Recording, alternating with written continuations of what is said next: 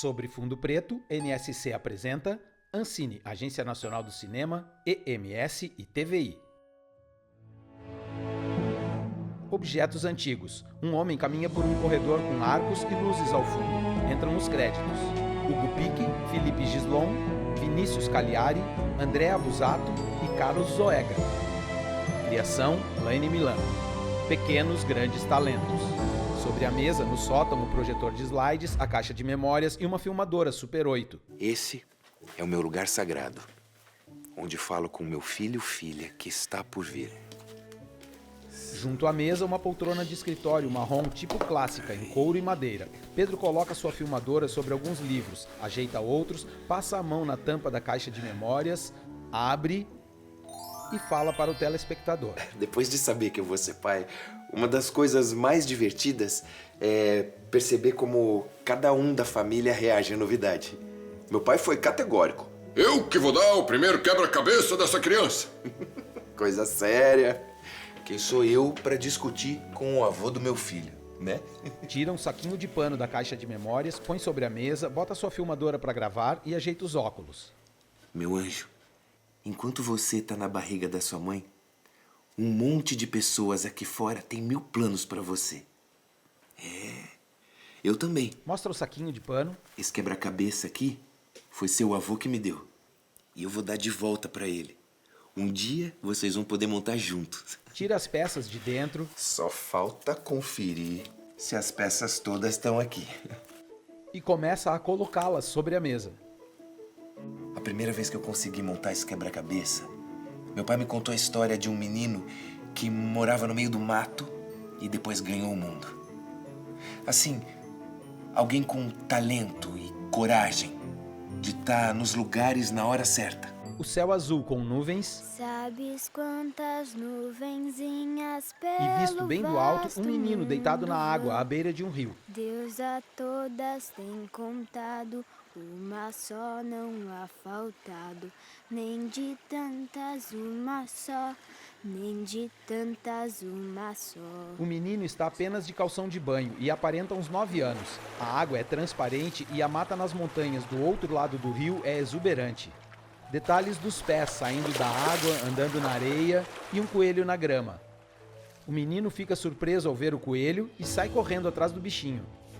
O coelho é branco com os olhos vermelhos, corre para o mato e o garoto vai atrás, todo molhado e com os pés descalços. Detalhe do coelho correndo no mato, tem manchas de sangue no pelo. Sequência de cenas do garoto correndo por uma trilha entre árvores.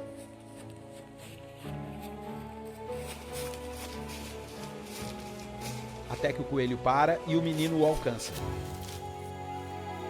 Faz um carinho, percebe que está machucado e pega no colo, com cuidado.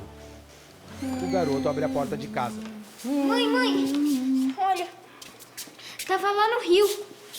Deve ter brigado com um porco do mato. A mãe examina o coelho no colo do menino. Tá todo lanhado.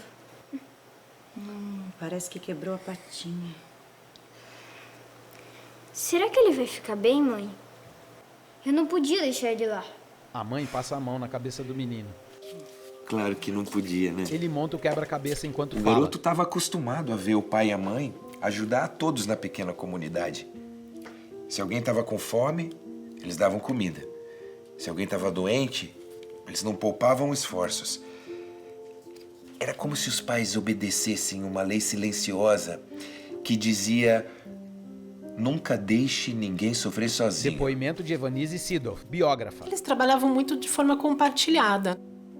Essa questão da coletividade ali era muito impressionante, como as famílias eram próximas, né? E eram próximas da igreja, né? Os padres frequentavam a casa, frequentavam as outras famílias. Era uma comunidade de verdade, assim. Agora imagina, que talento poderia nascer nessa criança? A mãe dele era uma pessoa que estimulava, era muito ligada à igreja. A dona Helena, ele herdou assim a alegria, o gosto pela música. E ela era realmente a responsável por essa aproximação tão grande deles com a vida religiosa, né? Para ela era um presente quando o filho aceitava, né, entrar na igreja. Além de Evanise, ouvimos Maria Ângela Borsoi, secretária. Pedro pega uma foto antiga de família Aqui. e mostra para a lente da sua filmadora. Às vezes, filho, filha, às vezes um talento surge porque tudo em volta de uma criança desperta, anima, abre, emociona e sempre tem um começo. Programa Roda Viva da TV Eu Cultura. acho que começou no Em berço. dezembro de Começou lá, 1995. na Mata Virgem. Eu nasci a 50 metros, quem sabe, na Forquilinha. Mata Virgem. E aí é que nós aprendemos a respeitar a liberdade e, sobretudo, a trabalhar juntos, a lutar juntos, como pessoas que responsáveis por sua própria ação e pela ação do grupo ao qual pertence. Pedro mostra outra foto para sua filmadora. Esse menino aqui vai ser frei, padre, bispo, arcebispo, cardeal. Não vai mais ser conhecido como Paulo, filho da Dona Helena e do seu Gabriel. Ele vai ser conhecido no país inteiro e até fora dele Mostra uma foto em close. como Dom Paulo Evaristo Arnes. Felipe Arnes, Ele lutava como gigante, Irmão. né? E não tinha medo de ninguém. Dom Paulo Paulo Perini, É- da Pastoral Operária. o exemplo perfeito do profeta. O profeta ele tem 3 dimensões. Ele é aquele que anuncia, aquele que denuncia e aquele que conforta. Estamos apresentando Pequenos Grandes Talentos. Voltamos a apresentar Pequenos Grandes Talentos. Pedro tira mais uma foto de dentro da caixa de memórias, em preto e branco, dos pais de Dom Paulo, e fala para o telespectador. A história de Paulo, nosso pequeno grande talento, é repleta de momentos em que o pai e a mãe foram muito importantes, essenciais. Fala para sua filmadora. Será que eu vou conseguir ser assim com você? Volta a montar o quebra-cabeça. Detalhe de uma porta entreaberta e o menino Paulo sentado no chão com o coelho no colo. Então, afinal, ficamos com qual delas? Eu gosto da primeira. Gabriel? Eu gosto, mas eu pensei assim: bem-aventurados os portadores da paz, porque serão chamados de filhos de Deus. Sim, é essa. Detalhes de pés femininos no assoalho e da mão de Dona Helena, que toca no ombro do garoto, compenetrado. Sempre ouvindo conversa de adulto, Paulo tem pele clara, cabelos pretos, lisos e com franja bem definida. É que eles decidiram a frase para colocar no túmulo do vovô. Bem-aventurados os portadores da paz, porque serão chamados de filhos de Deus. A frase é do papai. Uma bonita homenagem. Paulo, já está na sua hora. Suas irmãs já se recolheram. Posso ler mais uma página do catecismo, mãe? Eles estão na cozinha, próximos à mesa. O pequeno livro está à sua frente. Dona Helena olha séria para ele e consente. Paulo pega o livro enquanto Dona Helena sova uma massa de pão. Mãe, Sim. me conta de novo aquela história do papai. Aquela da primeira comunhão. Filho, você já conhece essa história de trás para frente. É, eu sei, mas a senhora também gosta de contar, né? Ela sorri, passa o dedo na ponta do nariz do garoto, põe a massa de volta na bacia, cobre com um pano branco, passa a mão na mesa, senta e abre o livrinho. No sótão, Pedro está com o mesmo livro em mãos. Olha só, essa história é do pai do Paulo, que se chamava Gabriel. Um padre franciscano desafiou o pequeno Gabriel a ler e decorar o catecismo em apenas 3 dias. Você imagina só? Bom, se ele conseguisse, ele ia poder fazer a primeira comunhão com um grupo de crianças da comunidade. A diferença é que esses garotos já estavam se preparando há mais tempo. E além do mais, eles eram mais velhos. O pai do Paulo tinha apenas 10 anos. Bom, e o que ele fez? Enquanto colhia milho, tratava dos porcos, ele memorizava as palavras, imaginava perguntas e respostas. De noite, ele colocava o livro num furo da parede do quarto dos pais para aproveitar a luz e continuar seu estudo. No final dos 3 dias... Helena fecha o livro. E lá estava seu pai Gabriel, em frente ao padre franciscano, que era um homem sério, rigoroso, exigente. Não aceitava meia resposta. Pois seu pai não errou uma vírgula. Sabia cada passagem do catecismo como se conhecesse com a alma. O menino faz as mesmas expressões e gestos da mãe. O pai queria que ele ficasse como ajudante, que ele era bom lá na venda, mas ele começou a ter o desejo de ser padre. Era um comércio, mas era baseado na produção deles, assim, eles produziam, plantavam. E o Paulo era muito inteligente, muito bom em matemática e era um grande auxiliar do meu pai. O pai do Dom Paulo queria, lógico, os filhos envolvidos no negócio dele, né? Assim, foi uma coisa, uma construção familiar, né? E os filhos eram parte dessa perspectiva do que eles conseguiram construir ali. Porém, a mãe tinha também a perspectiva de que os filhos entrassem para a vida religiosa, né?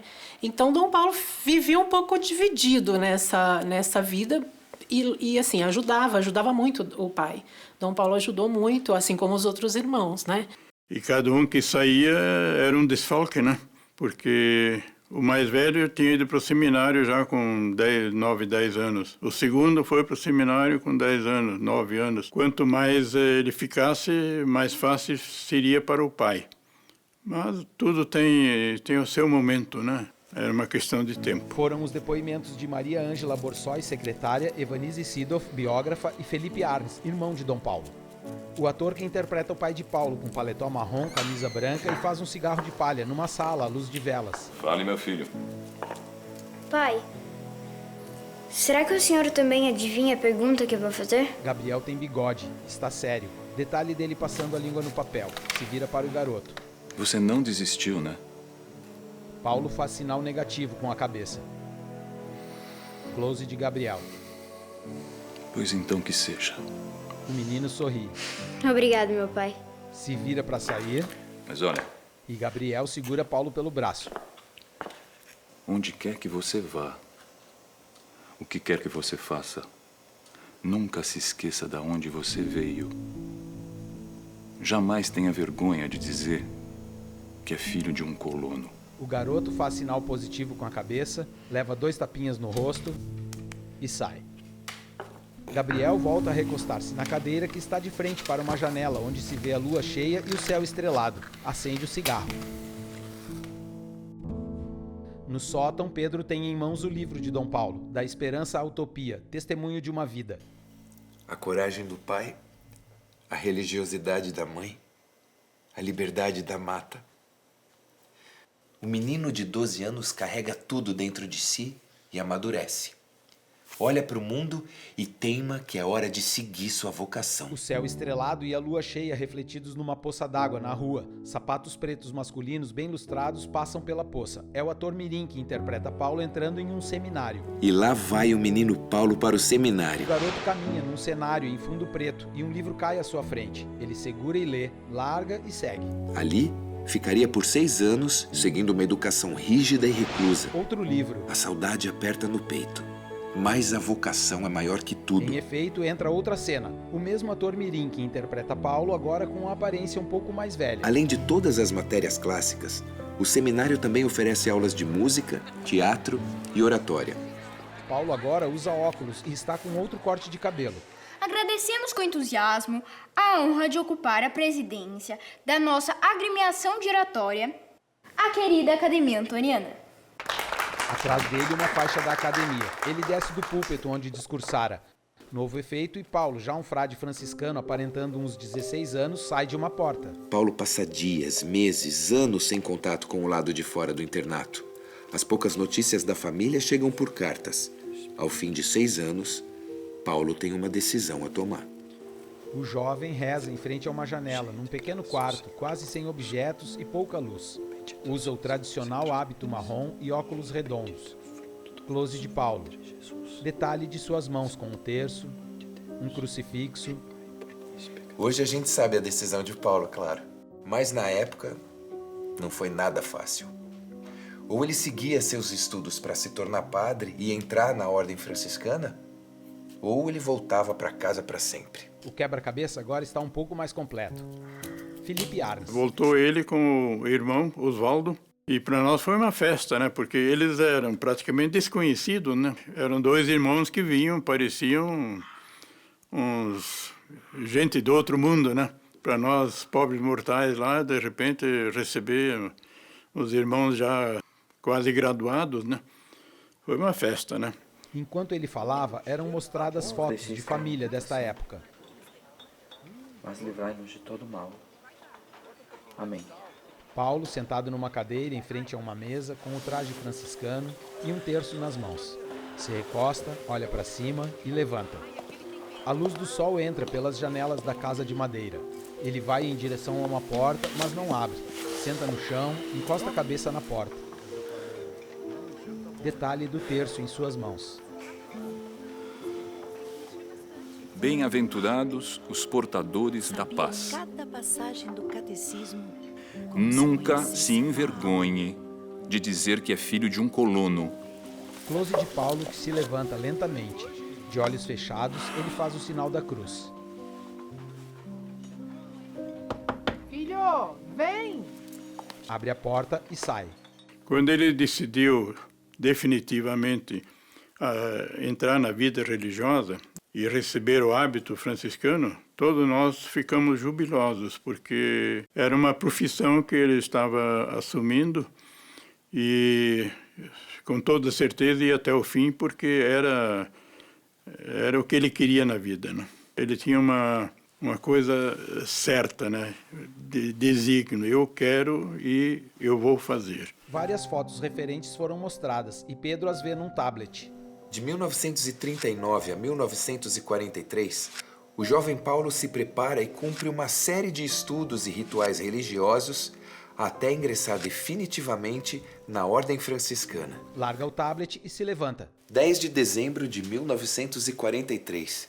Termina o curso de filosofia. Paulo faz os votos de obediência, pobreza e castidade. Agora, aos 22 anos, se chama Frei Paulo Evaristo. Em pé, ao lado da mesa, ele pega o terço que estava com Paulo. De frei a bispo, serão mais 23 anos de dedicação. Dom Paulo, quando foi nomeado bispo, ele relutou um pouco. Ele pediu para não ser, porque ele estava numa época muito produtiva em Petrópolis. Ele fazia questão de falar, passei 10 anos e meio trabalhando nos 7 morros de Petrópolis. Foi o período mais feliz da vida dele, eu posso atestar isso. Quando eu subia os morros dos pobres, eu sempre dizia, eles precisam de mim. São milhares, são 40 mil. Aí eu senti como a gente pode dar um amor total. Eduardo, sobrinho neto. E isso é uma coisa que não é qualquer um que faz. Que realmente você precisa ser corajoso. Porque é fora da tua realidade, porque você corre, sim, perigos. Então, essa coragem dele é inspiradora. E ele tinha o objetivo de fazer toda criança ter escola, que a maioria não ia para a escola, eram muito pobres e tal. Ele conseguiu verdadeiros milagres. Daí um dia chegou a ordem de se apresentar como bispo de Auxiliar de São Paulo. Aí ele disse, bom, a ordem está aí para ser cumprida. Eu acho que o Papa Paulo VI teve um olhar muito além do tempo dele quando ele trouxe Dom Paulo para São Paulo. Claro que Petrópolis, as comunidades ficaram ali sem ele, né? Mas São Paulo ganhou realmente esse homem que fez toda a diferença, né? Imagens em preto e branco da Segunda Guerra Mundial. Na Segunda Guerra, Paulo estudou na Universidade de Sorbonne, em Paris. Eu estive 5 anos na França e convivi com os prisioneiros de guerra que voltavam da Alemanha torturados, com o braço cortado, com perna amputada, com feridas em todo o corpo, mas também, sobretudo, machucados na alma, no orgulho francês. E convivi com esses 200 colegas na mesma classe durante 5 anos e posso dizer, eles me prepararam para a vida. Paulo virou doutor na França e voltou. Nunca esqueceu de sua origem de colono, mesmo depois da morte do pai. Ele, ainda jovem, escreve. As conversas de domingo em torno da cerveja por vezes esquentavam. Close do ator que representa Dom Paulo, pensativo e feliz. Reparava que papai dava a volta a mais em meio a tais grupos e que possuía o dom que aprendi mais tarde a chamar de desdramatizar. Detalhes dele escrevendo com a caneta tinteiro num caderno pautado. Sobre a mesa, jornais e o terço. O que parecia injúria intolerável acabava sendo piada. E o que soava como ameaça se transformava em prosa, gabação festeira. E mais de uma vez reparava que algum colono piscava pro lado do pai ou ia buscá-lo para dar arrumação em colono forte, bravo, tremendamente voluntarioso, mas respeitador absoluto do líder. Essa mensagem ele levou para a vida dele toda, né? Ele sempre repetia, né? Eu sou filho de colono. Até o final da vida ele repetia Estamos isso. apresentando Pequenos Grandes Talentos. Voltamos a apresentar Pequenos Grandes Talentos. Pedro tira da caixa de memórias um solidel, uma espécie de boina roxa usada pelos bispos. Dom Paulo Evaristo Arnes é consagrado arcebispo de São Paulo em 1970. 4 anos depois de ter sido ordenado bispo. 37 anos depois de ter saído de casa, confiante da sua vocação rumo ao seminário. O cenário escurece. Filho, filha, esse importante momento na história de um grande homem coincide com um dos piores momentos da história do nosso país. Fotos da época da ditadura no Brasil. No auge da ditadura, quando ninguém podia falar, quando a tortura e a prisão eram a prática obscura do país, Dom Paulo Evaristo Arnes se levanta como uma das únicas vozes contra o governo. Dom Paulo. Nós percebemos em Histórias do que Poder, a ditadura 2006. realmente era uma ditadura à maneira hitlerista, à maneira de Mussolini e à maneira de Franco, naquele momento em que eles começaram a caçar as pessoas. Cassação era quase que um instrumento normal deles, mas sem processo. Logo, decisões de cima para baixo e muitas vezes injustas e tremendamente partidárias. Dom Paulo não se cala, denuncia atrocidades, visita presos, cobra respostas e apresenta suas próprias alternativas. Aí ele chegou em São Paulo e foi diretamente para a região norte, né, onde estavam os presídios, os presos políticos estavam já, essa questão das prisões já estavam acontecendo, e ele se adaptou muito rápido, né, Dom Paulo era uma pessoa muito perspicaz, assim, muito sensível para as situações. Então ele, pouco tempo depois, já virou uma referência, né? Ele mesmo se ofereceu para visitar os presos na prisão. Ele, na verdade, lutou para poder fazer o trabalho que ele achava importante fazer. Me lembro uma vez o Médici queria expulsar o Dom Casaldáliga. Foto de Dom Casaldáliga. Bispo lá do Araguaia. E o Dom Paulo ficou sabendo isso por intermédio de um amigo que ele tinha dentro do governo. Dom Paulo chegou, pediu uma audiência, foi falar com o Médici e disse: Médici, se você expulsar Dom Casaldáliga, no mesmo dia o mundo inteiro vai se insurgir, porque eu já estou com todo o material preparado para que o mundo inteiro fique sabendo disso aí. O médico mandou engavetar a expulsão dele e ficou no Brasil até hoje. Então você vê a coragem que ele tinha, mesmo diante de um homem que se fazia como dono do Brasil, né? Dom Paulo. O Médici foi duro. Em 2015. Nós tivemos que ficar firmes até o fim, até a última linha, até o ponto final da frase que a gente disse para o mundo todo se concentrar, que os militares não mandam na nossa liberdade. Dom Paulo, com idade bastante avançada, no documentário Coragem. Em 1972, Dom Paulo cria a Comissão da Justiça e Paz. 1 ano depois, vende o Palácio Episcopal de $5 milhões e cria núcleos comunitários na periferia de São Paulo. Foto de Herzog. Em 1975, o jornalista Vladimir Herzog é torturado e assassinado no quartel-general do 2º Exército em São Paulo. Fotos de Dom Paulo no velório e consolando a família. Close de Pedro. Dom Paulo abre as portas da Igreja da Sé para um culto com líderes de outras religiões em homenagem ao jornalista. Imagens originais em preto e branco da Catedral da Sé, outubro de 1975. Milhares de pessoas não couberam e acompanham a missa do lado de fora da igreja. e de solidariedade entre os homens. As imagens são do documentário Vlado, 30 anos depois, de João Batista de Andrade. O evento é um marco na luta pela democracia no país. O engajamento político do arcebispo não é visto com bons olhos, nem pelos governantes, nem pelo Vaticano. Mas Dom Paulo resiste e exerce o seu sacerdócio até 1998. Pedro continua montando o quebra-cabeça. Imagens da Casa de Oração do Povo da Rua, São Paulo. O local é amplo, com bancos coloridos de madeira em círculo, onde aproximadamente 30 pessoas estão reunidas. Depoimento de Ana Maria Alexandre, voluntária. Tem famílias, tem cadeirantes, tem idosos, não tem abrigo para todos. Então vamos orar hoje por eles. Eu passei a minha adolescência inteira querendo conhecê-lo, né? Admirando aquela pessoa. E aí, quando você vem morar em São Paulo, tem a chance de estar do lado dele, de trabalhar. Então é aqui que eu busco forças para caminhar no meu dia a dia. Esse trabalho aqui exige coragem.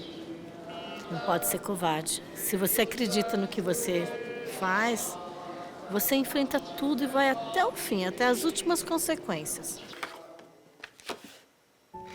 Muitas vezes a gente consegue medir o tamanho de um talento pelas pessoas que se inspiram por ele.